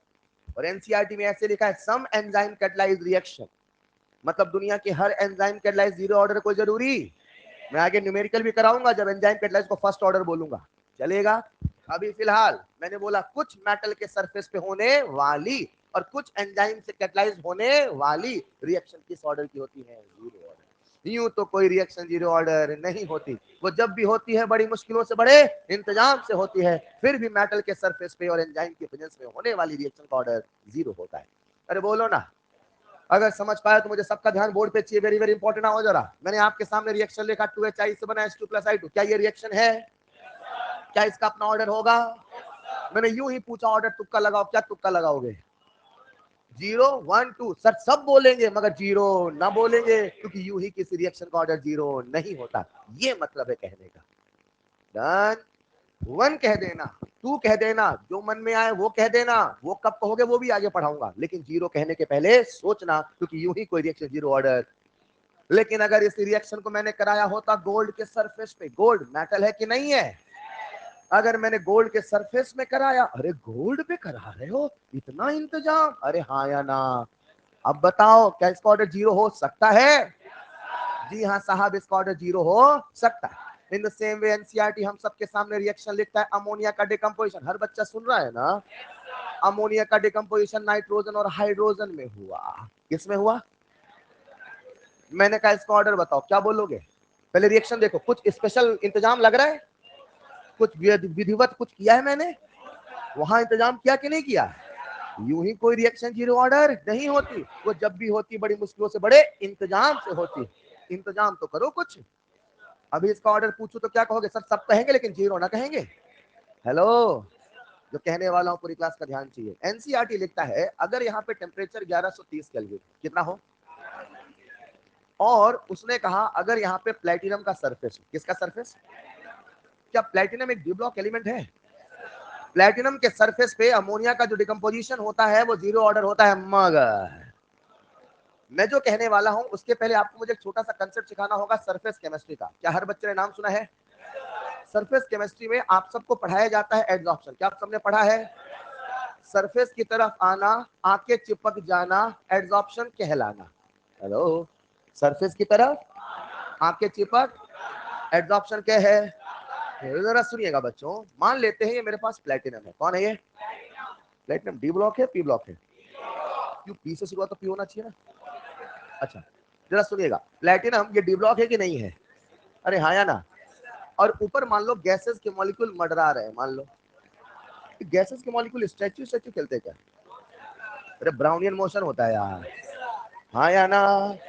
जरा सुनिएगा, ये मॉलिक्यूल टकरा रहे हैं आपस में, तो ये जो मेटल इसके सरफेस से भी टकराएंगे, सरफेस से टकराएंगे, आके चिपक जाएंगे, सारा फिनोमिनन कुछ होता है जिसका एब्जॉर्प्शन कहते हैं, राइट। ये जो टेबल आपके सामने है, इसमें कभी धूल चिपकते हुए देखा है? देखा है आपने? कभी हाथ फेरोगे धूल ही नजर आएगी? तो धूल आके चिपक गई ना यार, ये सरफेस का गुण है, सरफेस पे कोई ना कोई आके चिपकेगा। आइए जरा, तो प्यारे बच्चों इमेजिन करते हैं ये हमारे सामने गैसेस के मॉलिक्यूल हैं। किसके मॉलिक्यूल?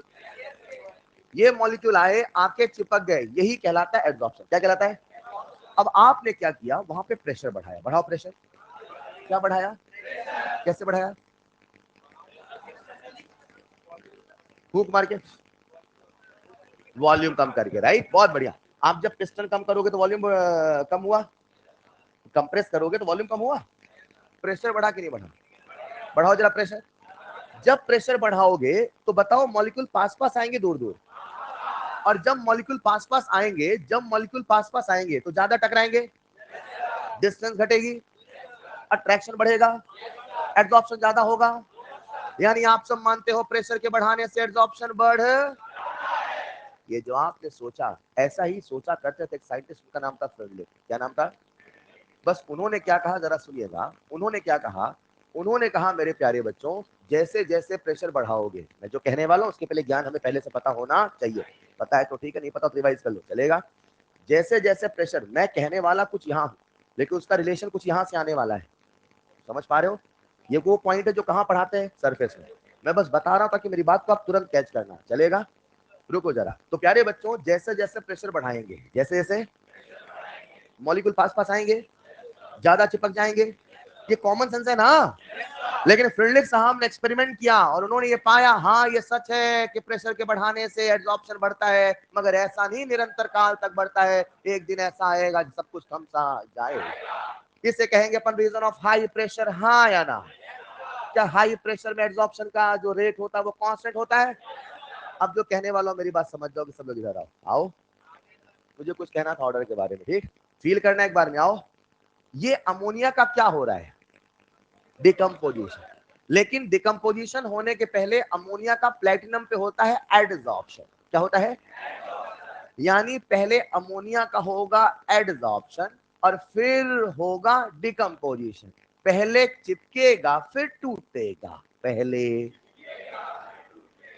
जितना चिपकेगा उतना टूटेगा, ज्यादा चिपकेगा ज्यादा टूटेगा। हेलो। अच्छा, किसी भी रिएक्शन की जो रफ्तार होती है, अगर कंसंट्रेशन बढ़ाने से बढ़ी, कंसंट्रेशन बढ़ाने से, तो वो जीरो हुई कि फर्स्ट हुई? फर्स्ट। और कंसंट्रेशन बढ़ाते जाओ और रफ्तार में कोई फर्क नहीं आया, तो कौन सा ऑर्डर? जी। डन बच्चे, ये बेसिक फील है कि नहीं है? कहने वाला थोड़ा गहरा कंसेप्ट है, सारी बातें आपको पहले समझा दी, अब आ रहा हूं मुद्दे पे, आ जाऊं। चलो समझना, पहले चिपकेगा फिर, पहले चिपकेगा फिर कौन? अमोनिया। कहाँ चिपकेगा? ठीक।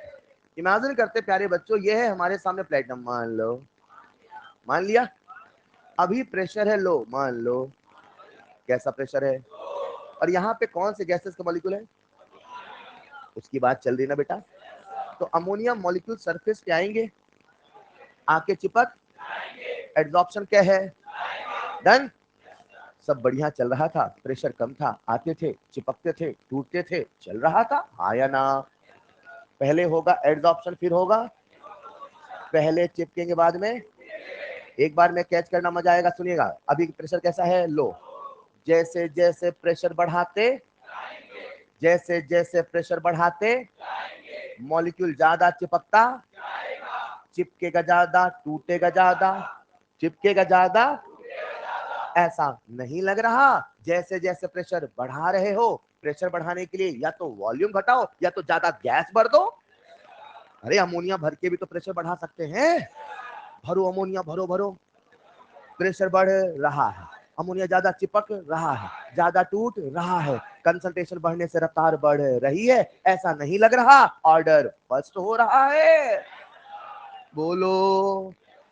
लेकिन आपने प्रेशर बढ़ाया और भरा अमोनिया और भरा अमोनिया, धीरे धीरे अमोनिया सारा चिपक सिंगल लेयर पूरा एब्जॉर्ब हो। अब जब और अमोनिया भरा जाएगा, क्या वहां पे हाई प्रेशर हो चुका है? अब कितना भी अमोनिया भरो, मुझे लगता है एब्जॉर्प्शन का रेट बदलने वाला। जब चिपकने का रेट ना बदलेगा तो टूटने का रेट ना बदलेगा। ऐसा ही लग रहा अमोनिया भरते जा रहे, लेकिन रफ्तार बदलने वाली कौन सा ऑर्डर? जो कहने वाला था कह दूं क्या? यूं तो कोई रिएक्शन जीरो ऑर्डर नहीं होती, बड़ी मुश्किलों से बड़े इंतजाम से होती है। फिर भी कोई मुझसे कहता है वो कौन होती है, तो मैं कहूंगा मेटल के सरफेस पे होने वाली एंजाइम कैटालाइज रिएक्शन। कुछ जीरो ऑर्डर होती है, लेकिन उसमें भी शर्त है, परिस्थितियों के बदलने से ऑर्डर बदल जाता है।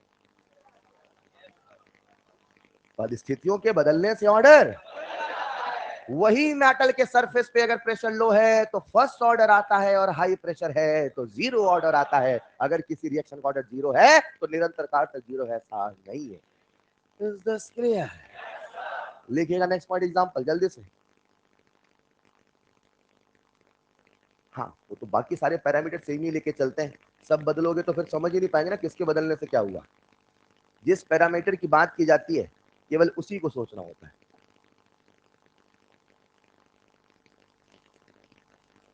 Doctor Radhe Mohan and doctor Ghanshyam present है क्या? ये कौन लिख रहा है? आप क्लास से लिख रहे हो क्या? ऑनलाइन वालों? हाँ हाँ बेटा, डॉक्टर फलाना प्रेजेंट है, बताइए क्या काम है? हाँ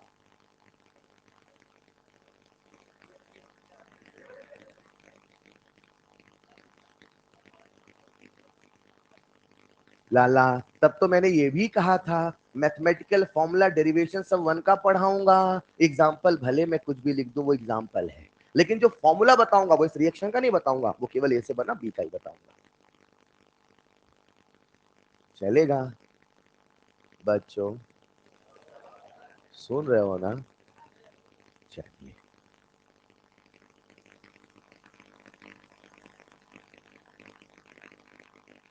आजकल आपकी 3 क्लासेस चल रही ना? दो? आज दो थी, तब भी थके थके पढ़ रहे हो, शर्म नहीं आती? तो हमारी तो आदत है 8 बजे हम ऐसे ही पढ़ते हैं। हाँ मतलब खुश होके पढ़ो यार। चलिए, सबने लिख लिया होगा?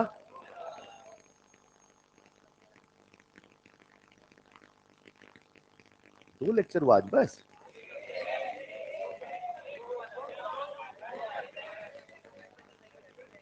अच्छा, नहीं वैसे ऑफिशियली कितने लेक्चर है? 2 लग रहे हैं? अच्छा, ठीक है। चलिए, लिख लिया होगा सबने? ऑलराइट, तो प्यारे बच्चों, मैंने अभी क्या बताया, क्या सबको सेट है दिमाग में? मैंने अभी आपको एक छोटा सा जीवन परिचय दिया, और आपको जीवन परिचय जीरो ऑर्डर कैसा लगा? जीरो ऑर्डर कोई कॉमन रिएक्शन नहीं है। अरे जीरो ऑर्डर बड़ी मुश्किलों से होती है, हम जिसे पढ़ने वाले हैं वो बहुत अनकॉमन है। आया ना? छोटे मोटे उदाहरण याद रहेंगे? चलो, सबसे पहले इंट्रोडक्शन हो गया। अगला नंबर देखो बेटा, सीक्वेंस देखो, सीक्वेंस डी आर। आओ जरा, मुझे आप सबका ध्यान चाहिए बोर्ड पे।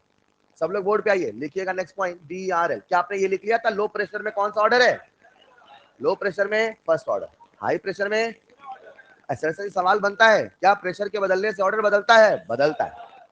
ठीक है, कैसा प्रेशर कैसा ऑर्डर याद रहेगा? पूछूंगा कल वाली क्लास में। ठीक, लिखिएगा next point D R L. सब लोग बोर्ड पे आओ। डी आर एल मतलब डिफरेंशियल रेट लॉ। कुछ नहीं है, रेट लॉ को डिफरेंशियल फॉर्म में लिख दो। रुको, आप सबको इंस्टेंटेनियस रेट याद है? वो डीसी बाई डी टी। चलो, मान लो मेरे पास एक रिएक्शन है 2A से बना बी। मानू कि ना मानू? ऐसे मत मानो सर, हमारा सिलेबस है केवल सिंगल रिएक्शन। डन?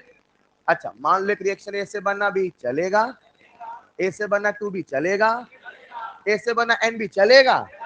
प्रोडक्ट कुछ भी चलेगा, लेकिन रिएक्टेंट केवल एक ही होना चाहिए। शानदार। चलो, इस रिएक्शन कौन सा ऑर्डर है? क्यों? ये है क्योंकि वो है। क्या इसका ऑर्डर जीरो है? अगर इसका ऑर्डर जीरो है, कितने बच्चे मुझे रेट लॉ बता देंगे? बोलो। अगर आप नजरे मतलब ध्यान भटकाओगे तो मजा नहीं आएगा। अभी कुछ बताने वाला सुनना ना, वहां सुनिएगा। R बराबर K इंटू ए की पावर 0। डन, आसान है। अच्छा, R जो है क्या वो रेट है रिएक्टेंट का की प्रोडक्ट का? क्या मैं इस रिएक्शन का आर ओ आर लिख पाऊंगा? आर ओ डी के फॉर्म में लिख पाऊंगा? मैं कुछ लिखता हूँ, समझ बताना, लिख दूं।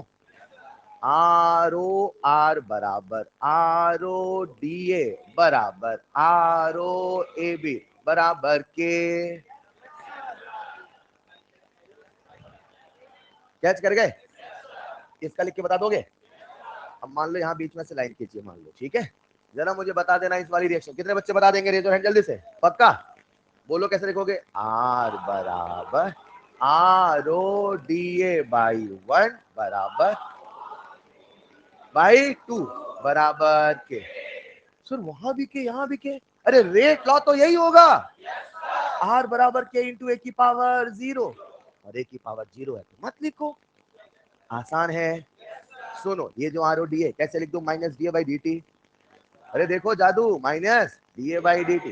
डन, इससे क्या लिखो बोलो? D B by D T. Done, इससे क्या बोलूं? अब जो कहने वाले को ध्यान चाहिए, यहां तक बच्चा बच्चा रटा होता है, यहीं पे आप गलत करते हो, सवाल आता है तो आ जाओ जरा। इस समय लिख रहा हूं माइनस डी ए बाई बराबर D B by D T upon 2 भी तो आएगा बराबर के। डन, अब सुनना पूरी क्लास ध्यान से, सुन रहे हो? ये जो लिखा इसमें कुछ हाई फाई साइंस नहीं लगा, यहां तक आपको सिखा के लाया हूं, बोलो ना। अब मुझे लिखना है आर ओ आर। क्या लिखना है?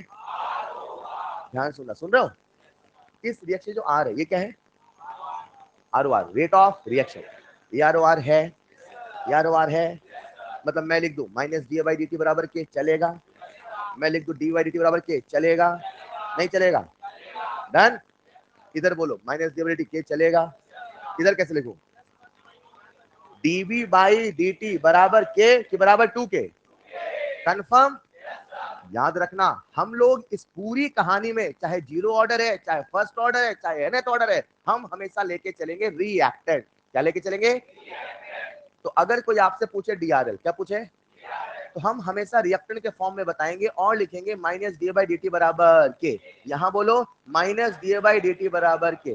डन, डन की नहीं डन? लेकिन अगर कभी न्यूमेरिकल प्रॉब्लम में आपसे इसके फॉर्म में पूछ दे, सब लोग बता दोगे? आधी जनता रटी होती है, केवल मुझे लिखना है डी और साथ में लिखना के। ऐसा नहीं है, देखना वो ए के रिस्पेक्ट पूछा है कि बी के रिस्पेक्ट में। लेकिन जब हम डेरिवेशन करेंगे, जो कि बताऊंगा नहीं मैं, जब हम करेंगे मैथमेटिकल, तो हमेशा हम क्या लेके चलेंगे? रिएक्टेंट। क्या लेके चलेंगे? समझे मैंने क्या बोला? ये जो लिखा यही है डी आर एल, ये जो लिखा यही है डी आर एल, ये जो लिखा यही है डी आर एल, ये जो लिखा यही है। ऐसे लिखने के तरीके को ही बोलते हैं डी आर एल। समझे क्या? एक सवाल पूछूंगा, लिखो जल्दी से। पहले आप सीधे ये भी पॉइंट लिख सकते हो, वो तो आपको मैंने बताया ऐसा लिखेंगे।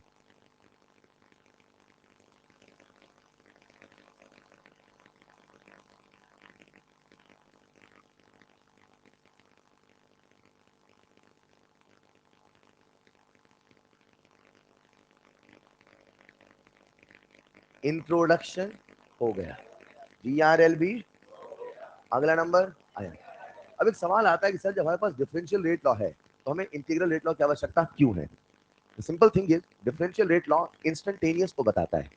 डिफरेंशियल रेट लॉ किसी इंस्टेंट को बताता है, और किसी इंस्टेंट मतलब किसी समय पे कितना रेट है पता चलेगा। लेकिन आपको सवाल ऐसे करना, 10 मिनट में कितना खत्म हुआ, 20 मिनट में कितना, तो 10 मिनट में एक इंटरवल हुआ। और जब आप कभी भी चीजें इंटरवल में करते हो जो कि मेजरेबल, तो आपको हमेशा करना होगा इंटीग्रेट। समझ पा रहे हैं?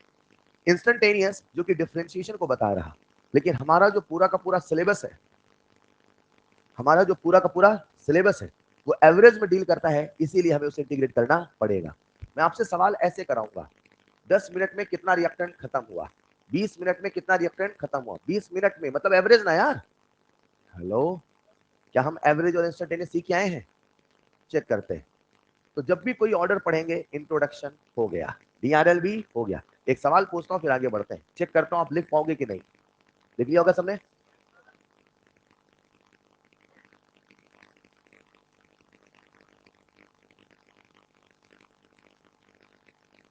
आगे बढ़े, चलो एक सवाल लिखना। if the reaction is zero order, if the reaction is zero order, if the reaction is zero order, then write DRL, differential rate law. Clear है? Then write DRL for the reaction 2A gives 3B. For the reaction 2A gives 3B. Derivation नहीं बताऊंगा, mathematical नहीं बताऊंगा, लेकिन expression लिखना। ये तो first part का हुआ ना यार। अरे आर ओ आर स्टोइकियोमेट्री लिखना हमारा चैप्टर का पहला हिस्सा नहीं हुआ? इसका आर ओ आर नहीं लिख सकते आप? लिखना जरा। Right the DRL for 2A gives 3B in terms of product, in terms of product, in terms of product.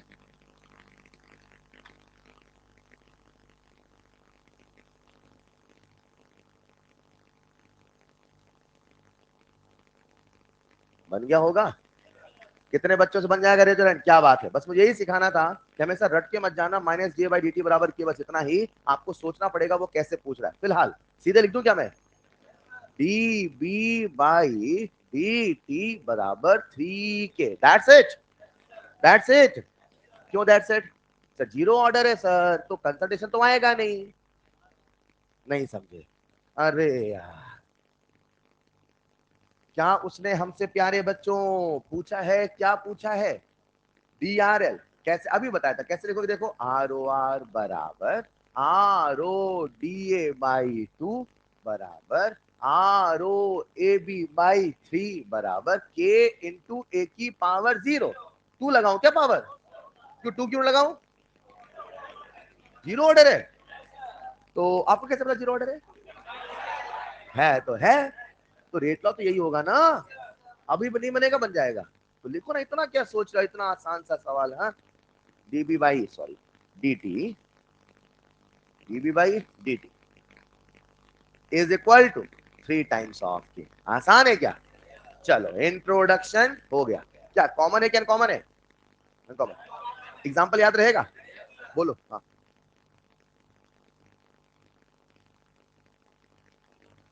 क्या? मतलब क्या रिएक्टेंट से किया तो 2 आ रहा है, तो पाप है क्या 2 आना? हाँ, तो 2 आ जाता।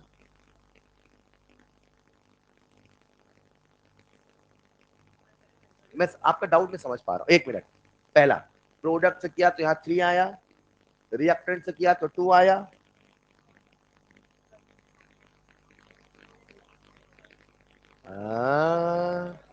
ये जो है इसका हम केवल रेट लॉ लिख रहे हैं, अभी डेरिवेशन पढ़ना शुरू नहीं किया, अभी मैथमेटिकल पढ़ना शुरू नहीं किया। मतलब मैंने कहा हमारा सिलेबस ए से बढ़ना बी है, तो मैं लिख दूं 2A तो पाप हो गया ऐसा?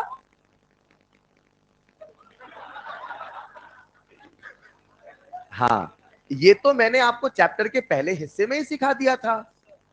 आज क्या सिखा रहे हो फिर आप? आज तो बस ऐसे लिखना सिखा रहा हूं। पहले हमेशा कैसे लिखते थे? आर ओ ए भी आया ना। डन। चलो जरा लिखिएगा next point, IRL, integral rate law. सभी बच्चों का ध्यान मुझे बोर्ड पे चाहिए। आओ, आ गए क्या? अब आ जाओ। चलो IRL बोले तो इंटीग्रल रेट लॉ। पूरी क्लास सुनो जल्दी से, सब लोग बोर्ड पे आइए। आ गए? मान लो हमारी रिएक्शन है ए से बनना भी, अब मैं इसके अलावा कोई दूसरी रिएक्शन नहीं ले सकता। सुनो बेटा, ठीक है, अब केवल यही होगा। हाँ, ये भी हो सकता है, ये भी हो सकता है, लेकिन अब यहाँ पे 2 चलने वाला। अब समझे आप? आओ इसे मैं इंटीग्रेट कर दूं बच्चों। बस कॉपी में जितना बोलो उतना लिखना, प्लीज एक बार समझ लेना। मैंने आपके सामने लिखा minus D by D T, एक छोटा सा कंसेप्ट सिखा रहा हूं, बराबर के चलेगा। क्यों? मैं यहाँ पे डीबी बाई डी टी भी तो लिख सकता था, लेकिन जब हम IRL निकालेंगे, चाहे जीरो ऑर्डर हो, चाहे फर्स्ट ऑर्डर हो, चाहे nth ऑर्डर हो, चाहे कोई ऑर्डर हो, मात्र केवल रिएक्टेंट से निकालेंगे, प्रोडक्ट से हम कुछ भी निकालने वाले नहीं। डन है? ऐसा क्यों मैंने बोला? आगे सिखाऊंगा, एक एक शब्द को जोड़ूंगा, सुनते चलना। अभी आज की तैयारी चल रही जो अगले लेक्चर में काम आएगी, ऐसा मैंने बोला था।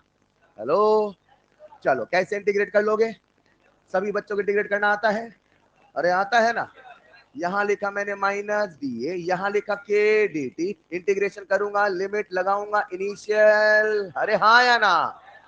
बच्चा बच्चा कर लेगा? इंटीग्रेट करके सीधे लिखना चाहता हूँ, लिख दूं? आपको कुछ नहीं करना, आप तो बस इतना लिखना, लिखिएगा नेक्स्ट पॉइंट IRL। जब इसे इंटीग्रेट किया तो हम सब के सामने एक फॉर्मूला आ गया, A0 माइनस AT बराबर KT। लिखो सब लोग, A0 माइनस AT बराबर KT। A0 बड़ा है कि AT? ये बड़ा माइनस छोटा कि छोटा माइनस बड़ा? A0 माइनस AT बराबर, थोड़ा फील करो, A0 का मतलब इनिशियल नहीं, लिया हुआ। AT मतलब 10 लेके चले थे, 8 बचा है, तो 10 माइनस 8 यानी 2 क्या है? यानी लिया हुआ माइनस बचा हुआ बराबर खत्म हुआ। अरे हाँ या ना? चाहे सोचो ऐसे, चाहे सोचो ऐसे, ए माइनस एक्स बराबर KT डन, यानी x बराबर KT डन। लिखो जरा, जहां जहां डब्बे बनाओ बनाते चलना। IRL हम सबके सामने फॉर्मूला आ गया, A0 माइनस AT बराबर KT। रुको रुको रुको, A0 का मतलब लिया हुआ, AT का मतलब, K का मतलब रेट कांस्टेंट, T का मतलब डन। कौन सा ऑर्डर चल रहा है? K का यूनिट बोलो, मोल पर लीटर पर सेकंड। भूल गए क्या? आपको हमने रेट कॉन्स यूनिट का जनरल फॉर्मूला पढ़ाया था? कितने बच्चों को नहीं याद है? नहीं याद? याद है, C की power 1 minus N T inverse, यही याद करो ना यार, C की power 1 minus N T inverse. रुको पूछता हूँ, जीरो ऑर्डर का बोलो, मोल पर लीटर पर सेकंड।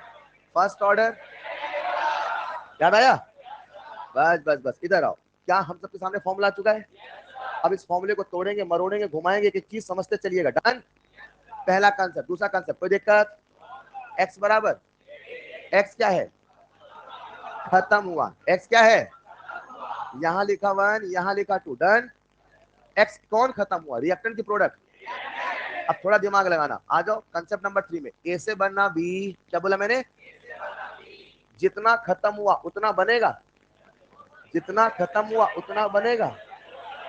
अभी अभी अभी यहां लिखा मैंने ए, यहां लिखा A माइनस एक्स, यहां लिखा। इस सिचुएशन में जो खत्म हुआ है वही बना हुआ है। Done. What is the concentration of product? बराबर एक्स बराबर, what is the concentration of consumed reactant?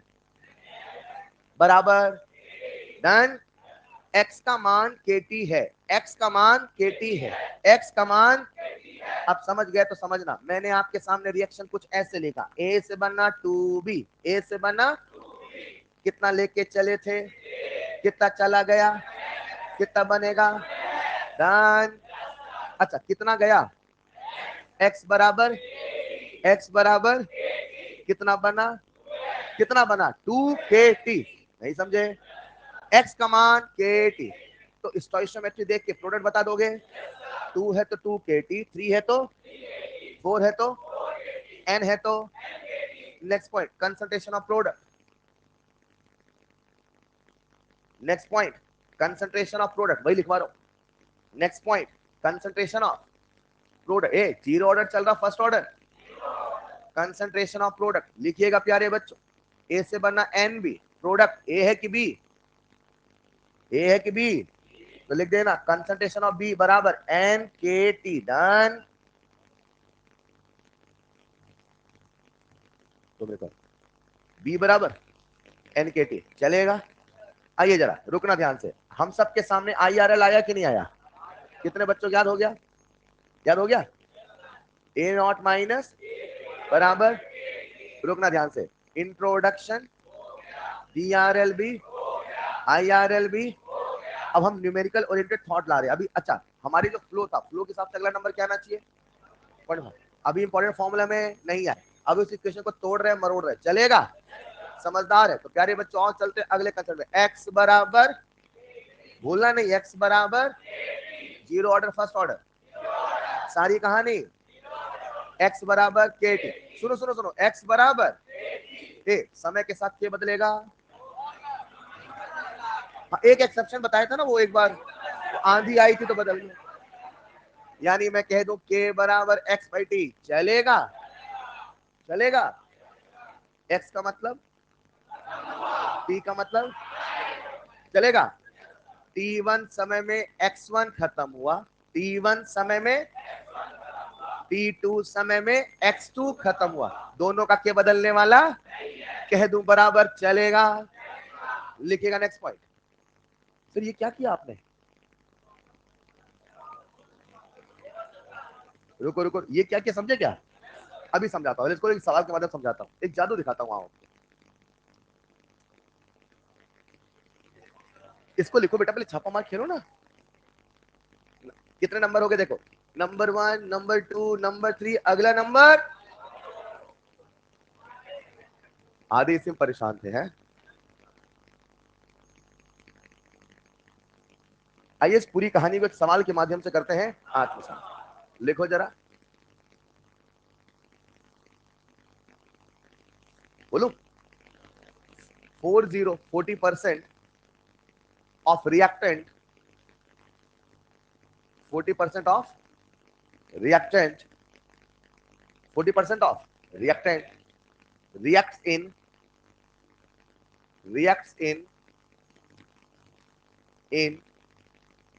30 seconds.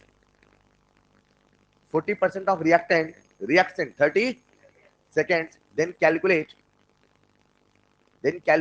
time. Then calculate time. Then calculate time in which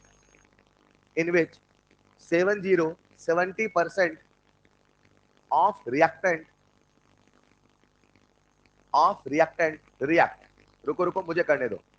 Then calculate time in which 70% of reactant react. जादू देखो जादू, x मतलब खत्म हुआ, t मतलब उसने खत्म होने में समय लगा, कितना खत्म हुआ, 40, मान लो 40, मान लो। सवाल का सोल्यूशन नीचे लिख रहा हूं, डन। कितना समय लगा, 30 लगा ना यार, हाँ या ना, आधे देखिए कैसे कर दिया सर आपने। 40% खत्म होने में 30 सेकंड, तो 70% खत्म होने में कितना समय। आओ बच्चों सॉल्व करो, आंसर कितना आएगा, x बराबर, बोलो बेटा। सर सरल नंबर देना था ना सर, आपको कठिन नंबर दे दिया, चलेगा नहीं चलेगा, चलेगा। यार ये कर क्या रहे हो सर आप, यही तो बता रहा था, कितने समय में कितना। तो जीरो ऑर्डर के लिए हमारे सामने यूनिक फॉर्मूला आ गया, x1 बाई t1 बराबर x2 बाई t2, हाँ या ना। x1 खत्म होने का समय, x2 खत्म, ये देख के ये पूछेगा, ये देख, समझ पाएगा। बताओ जरा सॉल्व कर कितना आया, हाँ कर लेना, कितना 210/4, डन। ठीक है, क्या लिखूं, सेकंड के न्यूटन, चलेगा नहीं चलेगा। रुको कितने कंसेप्ट हो गए, 4, एक छोटा सा कंसेप्ट।